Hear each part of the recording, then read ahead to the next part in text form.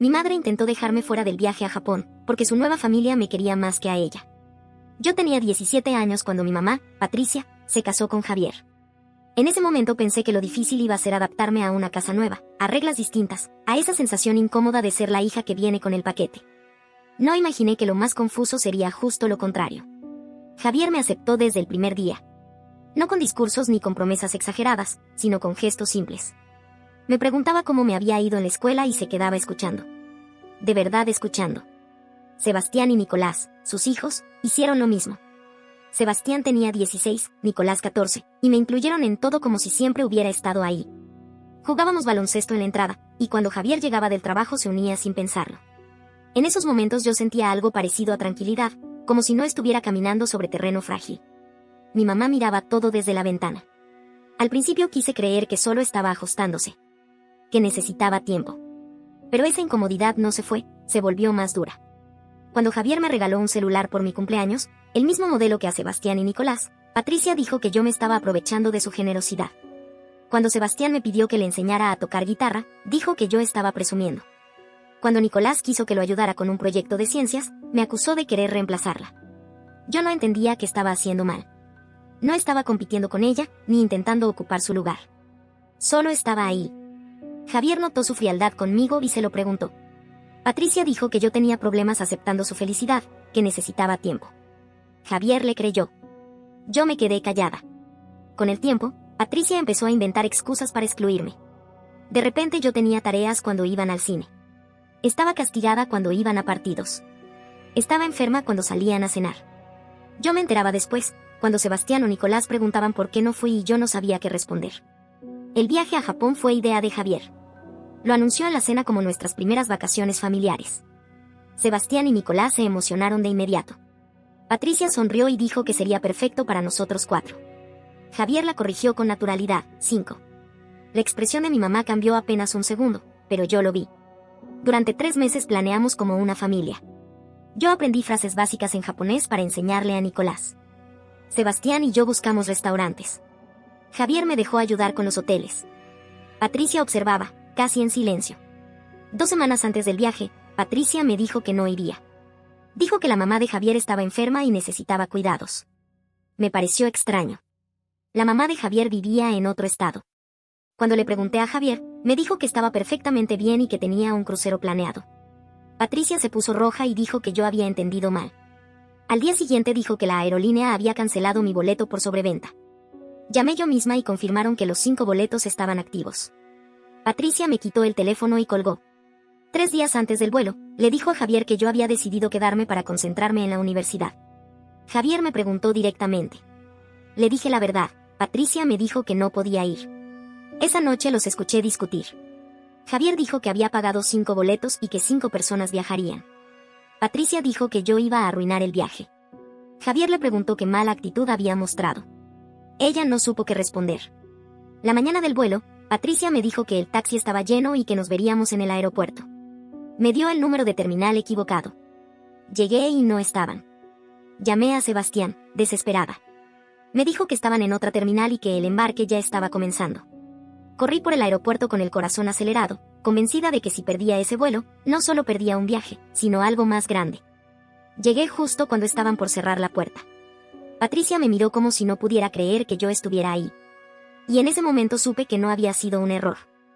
Patricia parecía realmente sorprendida de verme en la puerta de embarque.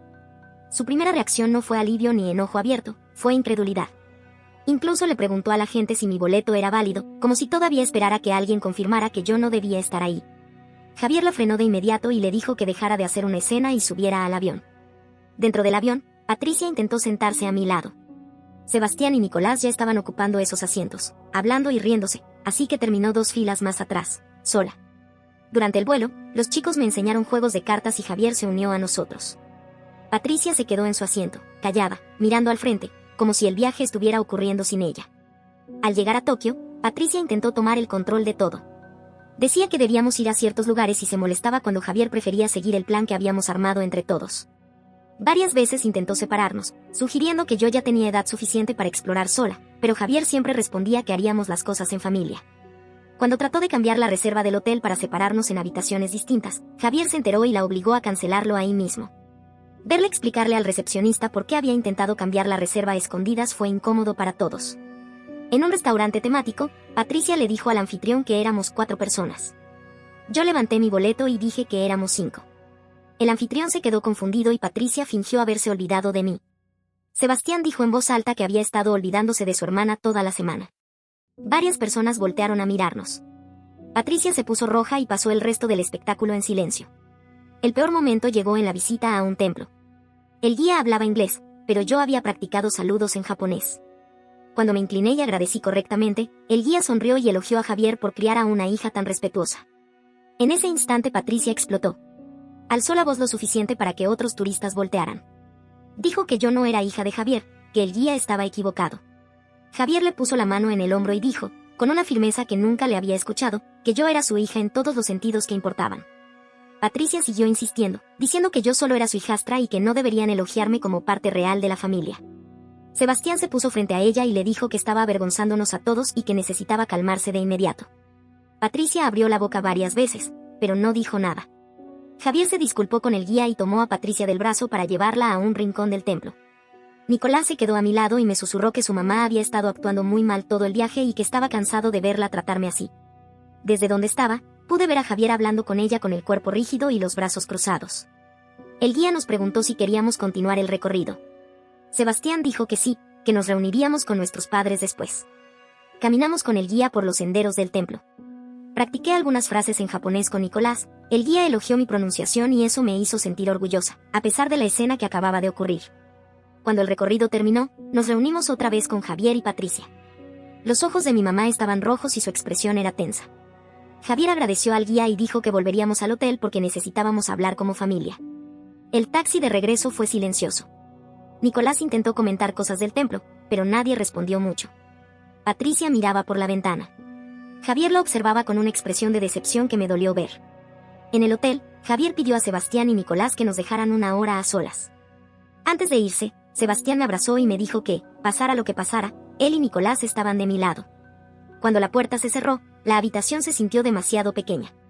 Javier nos sentó a Patricia y a mí en lados opuestos de la cama y él se sentó frente a nosotras. Dijo que íbamos a tener una conversación honesta sobre todo lo que había pasado desde que se casaron. Patricia intentó decir que yo era muy sensible, pero Javier la detuvo. Empezó a enumerar cada intento que ella había hecho para excluirme del viaje, la mentira sobre su mamá enferma, el boleto de avión, la terminal equivocada. Patricia bajó la mirada y sus manos comenzaron a temblar. Cuando Javier terminó, me pidió que hablara. Y una vez que empecé, ya no pude parar. Cuando empecé a hablar, sentí que todo lo que había estado guardando se me venía encima de golpe. No grité, pero mi voz se fue volviendo más firme a medida que las palabras salían solas. Le conté a Javier sobre las veces que Patricia dijo que yo estaba castigada cuando en realidad Sebastián y Nicolás querían que fuera con ellos a algún lugar. Le hablé de las cenas a las que nunca fui porque, de repente, yo me sentía mal. De las películas que me perdí porque siempre aparecía alguna tarea de último momento que solo yo tenía que hacer. Patricia abrió la boca para interrumpirme, pero Javier levantó la mano sin mirarla. Me dijo que siguiera, que él quería escuchar todo. Le conté sobre las llamadas a mi habitación diciendo que la cena se había cancelado, cuando después me enteraba de que habían salido sin mí. Le hablé de la vez que me dio una dirección incorrecta para el partido de fútbol de Nicolás y terminé parada en un campo vacío. A medida que hablaba, la cara de Patricia pasaba de roja a pálida. Sus manos se retorcían en su regazo, y parecía cada vez más pequeña sobre la cama. Cuando terminé, el silencio fue pesado. Podía escuchar pasos en el pasillo del hotel, voces lejanas, el ruido de un carrito de limpieza. Javier se volvió hacia Patricia y le preguntó si tenía algo que decir. Ella empezó a llorar casi de inmediato. Dijo que se sentía celosa. Celosa de lo fácil que todo parecía para mí con Javier y con los chicos. Dijo que Sebastián y Nicolás me habían tratado como a una hermana desde el primer día, mientras que ella, después de 2 años de matrimonio, todavía se sentía como una extraña. Dijo que no era justo que yo tuviera la atención de Javier y el cariño de los chicos cuando era ella la que se había casado con la familia. Javier la escuchó sin interrumpir, con la mandíbula apretada. Cuando habló, su voz sonó fría, controlada. Le dijo que ella se había casado con su familia, pero que yo había sido aceptada por los 3 por separado.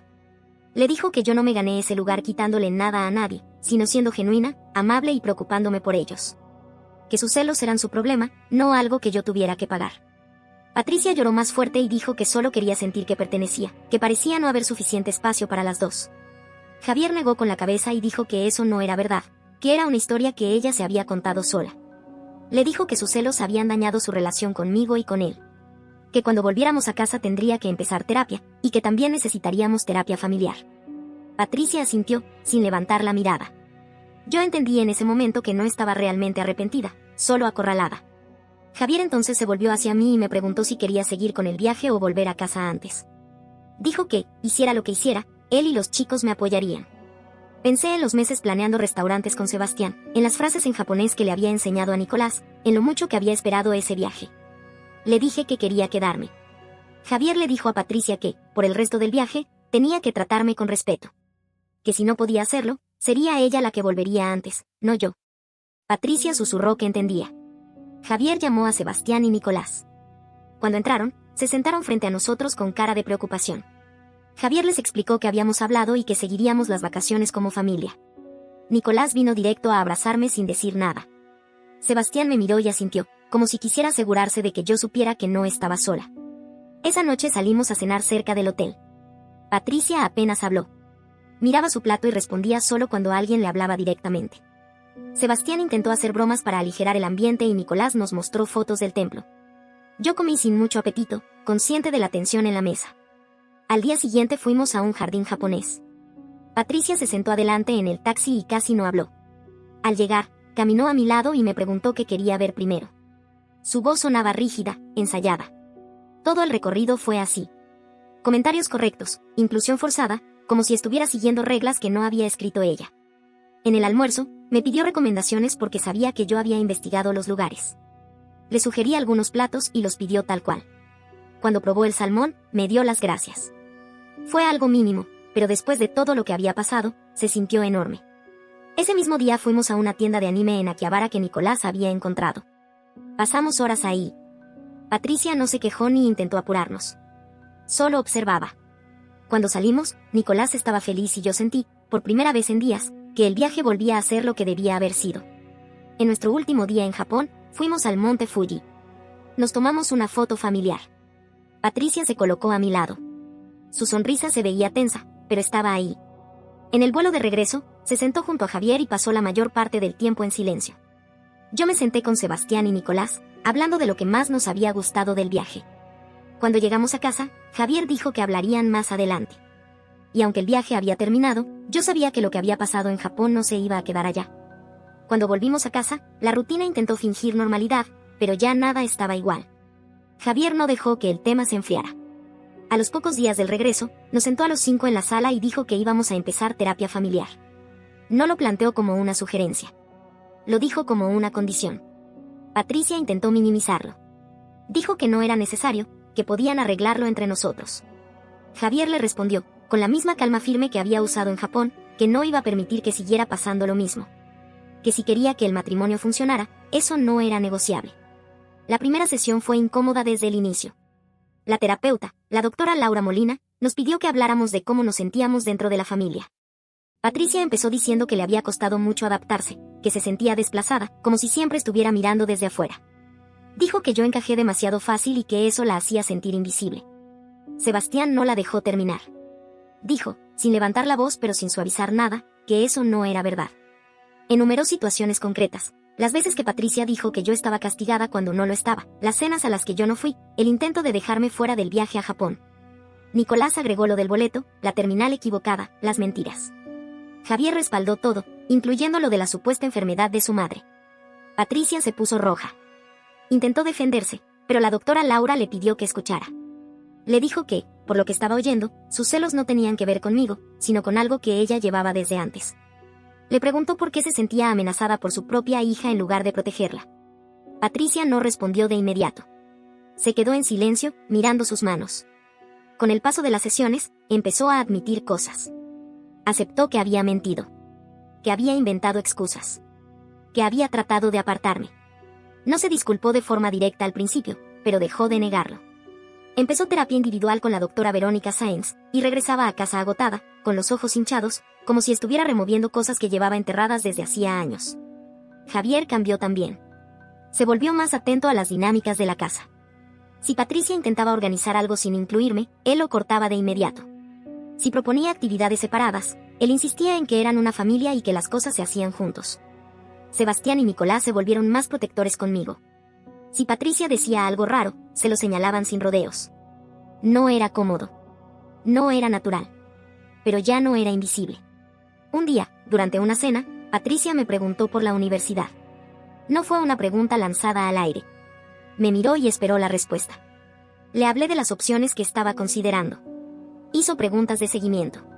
Asintió. Escuchó. Fue algo pequeño, pero para mí significó más de lo que debería haber significado que mi propia madre me prestara atención. Poco a poco, las cosas empezaron a cambiar de forma torpe. Patricia no se volvió cariñosa de la noche a la mañana. Muchas veces parecía estar siguiendo instrucciones más que sentimientos. Pero dejó de competir. Dejó de borrarme. Y aunque yo todavía no confiaba del todo, empecé a sentir que, por primera vez desde que se había casado con Javier, ya no tenía que defender mi lugar en esa casa. El cambio no fue inmediato ni limpio. No hubo un momento claro en el que pudiera decir que todo estaba arreglado.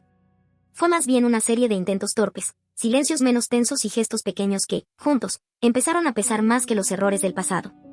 Patricia comenzó a incluirme porque Javier estaba atento, no porque de pronto hubiera dejado de sentirse insegura. Eso se notaba. Su forma de hablar conmigo sonaba medida, como si estuviera cuidando cada palabra para no equivocarse. Aún así, dejó de fingir que yo no existía, y eso ya era distinto. Un sábado, Javier propuso ir todos juntos a elegir un árbol de Navidad. Patricia aceptó sin poner excusas. En la granja, caminó a mi lado y me preguntó qué árbol me gustaba más. No fue una pregunta automática, esperó mi respuesta y luego le preguntó a los demás. Terminamos llevándonos ese árbol y, por primera vez, ella ayudó a amarrarlo al auto en lugar de quedarse observando. Esa tarde decoramos la casa. Patricia sacó las cajas de adornos y me los fue pasando uno por uno. Me preguntó qué recuerdos tenía de Navidad, incluso mencionó una anécdota de cuando yo era niña, algo que no esperaba que recordara. La conversación no fluyó con naturalidad, pero tampoco fue incómoda. Era como caminar con cuidado sobre un terreno que todavía no se sentía firme. Días después, Nicolás me pidió ayuda para escoger regalos para Javier y Sebastián. Mientras hablábamos, Patricia apareció en la puerta y dijo que podía llevarnos a comprar si queríamos. Aceptamos. En el centro comercial, caminó con nosotros sin intentar controlar nada. Dio opiniones cuando se las pedimos y escuchó cuando Nicolás hablaba sin parar. El silencio entre ella y yo ya no estaba cargado de resentimiento. En terapia, la doctora Laura señaló algo que me quedó grabado, que el progreso real no siempre se ve como cercanía inmediata, sino como la ausencia de daño. Patricia dejó de sabotear, dejó de competir, dejó de reaccionar con celos abiertos. No era afecto, pero era responsabilidad. En casa, Javier reforzó esa nueva dinámica. Planeaba cenas donde todos debíamos estar. Noches de películas sin exclusiones. Si Patricia sugería algo que me dejaba fuera, él lo detenía sin hacerlo un espectáculo. Sebastián y Nicolás también se volvieron más directos. Si ella hacía un comentario extraño, se lo señalaban. Patricia se tensaba, pero ya no discutía. Una noche, durante la cena, uno de los amigos de Nicolás dijo que ojalá su hermana mayor fuera como yo. Patricia estaba cerca. Vi cómo su cuerpo se tensó por un segundo. Esperé la reacción que ya conocía. Pero no pasó. Respiró hondo y siguió con lo que estaba haciendo. Más tarde, en terapia, la doctora Laura dijo que eso era una señal clara de control y conciencia. No éramos una familia perfecta. Todavía no había abrazos espontáneos ni conversaciones profundas entre mi mamá y yo. Pero ya no me sentía una intrusa. Ya no caminaba con miedo de ser borrada. Por primera vez, el cambio no parecía una actuación para quedar bien, sino un esfuerzo constante por no volver a hacer daño. Y eso, aunque no lo resolvía todo, empezó a sentirse como un verdadero comienzo. Con el paso de los meses, la dinámica de la casa empezó a estabilizarse. No porque todo se hubiera sanado, sino porque Patricia dejó de pelear contra una realidad que ya no podía negar. Yo era parte de la familia, y tratar de borrar eso solo la dejaba sola. El cumpleaños de Sebastián fue una de las primeras pruebas reales. Él pidió un viaje familiar a un parque de diversiones a un par de horas de casa. Patricia aceptó sin excusas, sin sugerir que alguien se quedara atrás. En el parque, incluso se subió a algunas montañas rusas con nosotros. Gritó, se rió y, cuando salió despeinada de la más grande, Sebastián la molestó y ella se lo tomó con humor. Fue extraño verla así, presente, sin retraerse. En una cabina de fotos, Nicolás insistió en que nos metiéramos todos. Patricia no intentó reorganizar nada para dejarme fuera. Nos apretujamos, hicimos caras, nos reímos. Cuando salieron las fotos, Patricia dijo que quería una copia para su billetera. Fue un gesto pequeño, pero claro. Mi cumpleaños llegó después. Javier organizó una reunión con mis amigos. Patricia ayudó con las decoraciones, Preguntó qué pastel quería y se aseguró de que todo estuviera listo. Cuando mis amigos llegaron, ella los saludó con naturalidad. En un momento, pidió silencio y dijo unas palabras. Habló de lo orgullosa que estaba de mí y de lo agradecida que se sentía de tenerme en su vida. Su voz tembló un poco al final. No sonó ensayado. Sonó honesto. Después de esa noche, Patricia empezó a hablar conmigo con más soltura. Me preguntaba por la escuela, por mis planes, y escuchaba sin interrumpir. Cuando llegaron las cartas de aceptación de la universidad, se sentó conmigo a revisar opciones. Hicimos listas, hablamos de pros y contras. No intentó empujarme lejos ni celebró que me fuera. Parecía realmente involucrada. La terapia familiar fue espaciándose. La doctora Laura dijo que habíamos avanzado lo suficiente como para pasar a sesiones de seguimiento. Patricia reconoció que había aprendido que el amor no se reparte en partes iguales ni se acaba. Que sus celos venían de inseguridades viejas que estaba empezando a entender. El baile de graduación fue otro punto de quiebre. Patricia se ofreció a ir conmigo a comprar el vestido. Me dio opiniones sinceras, sin críticas escondidas. Cuando encontramos el vestido correcto, se emocionó más de lo que esperaba. La noche del baile me ayudó a arreglarme, y cuando Javier tomó fotos, ella se quedó a su lado, sonriendo de verdad. La graduación llegó rápido. Cuando escuché mi nombre, los 4 se levantaron y aplaudieron. Vi a Patricia llorar en las gradas. Después me abrazó con fuerza y me dijo que estaba orgullosa de mí. No como una obligación, sino como una verdad que ya no le dolía decir. No todo fue perfecto después de eso. Hubo días incómodos, silencios raros, momentos en los que el pasado todavía pesaba. Pero ya no había hostilidad. Ya no había competencia. Y por primera vez desde que Patricia se había casado con Javier, empecé a sentir que el lugar que había defendido tanto tiempo ya no estaba en riesgo. El último tramo no llegó con una gran revelación ni con una disculpa perfecta. Llegó en forma de constancia. De decisiones pequeñas repetidas una y otra vez, hasta que dejaron de sentirse forzadas. El verano después de mi graduación fue tranquilo. Javier propuso un viaje corto a la costa, solo un fin de semana. Patricia aceptó sin tensión, sin esa rigidez que solía acompañarla en cualquier plan familiar. En la playa, ella misma sugirió tomarnos una foto parecida a la del Monte Fuji. Nos acomodamos casi igual, y cuando el fotógrafo contó hasta 3, su sonrisa no fue ensayada. Fue natural. Más tarde me mostró ambas fotos en su celular, una junto a la otra. No dijo mucho, solo que parecían 2 familias distintas. Yo estuve de acuerdo. Agosto llegó con cajas y maletas. Empecé a empacar para la universidad y Patricia apareció una tarde en mi habitación. Se sentó en la cama y me dijo que me iba a extrañar, pero que estaba feliz por mí. No hubo reproches ni miedo a perderme. Solo orgullo mezclado con nostalgia. Me prometió seguir trabajando en terapia para que yo siempre supiera que tenía un lugar en esa casa. La abracé sin pensarlo demasiado. No porque todo estuviera sanado, sino porque ya no dolía como antes. La noche antes de irme, cenamos juntos. Sebastián y Nicolás hicieron bromas sobre visitarme seguido. Javier me recordó que esa siempre sería mi casa. Patricia escuchaba en silencio, con una expresión tranquila, sin esa sombra de celos que había marcado todo al principio. Cuando subí al auto al día siguiente, sentí algo que no esperaba, calma. No la calma de quien olvida, sino la de quien entiende que las cosas pueden cambiar sin borrarse. Patricia intentó excluirme, sí. Hizo daño. Pero también enfrentó lo que hizo, aunque le costara. No se transformó en otra persona, pero dejó de ser mi enemiga. Y yo dejé de sentir que tenía que pelear por existir en mi propia familia. Las cosas no eran perfectas. Pero eran reales. Y después de todo lo que pasó, eso fue suficiente. No olvides dejar tu opinión en los comentarios, dejar tu like y compartir este video.